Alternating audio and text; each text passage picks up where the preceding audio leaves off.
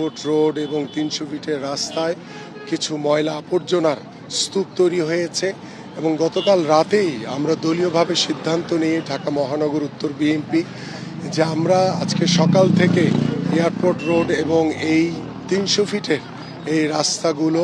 সকাল থেকে আমাদের দলীয় নেতাকর্মীরা এবং আমাদের প্রায় ৩৫০ লেবার আমরা আজকের জন্য নিয়োগ দেওয়া হয়েছে এবং আমাদের ১৬টি পিক আপ দেওয়া হয়েছে। পাশাপাশি আমরা সিটি কর্পোরেশনকে অনুরোধ করেছিলাম যে আপনারাও আমাদেরকে সহযোগিতা করেন, আমরা সমন্বয় করে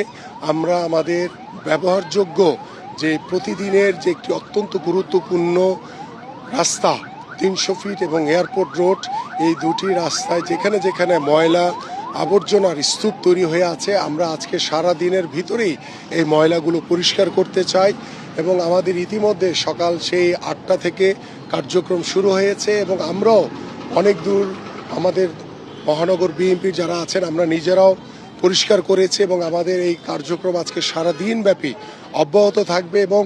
এই পরিষ্কার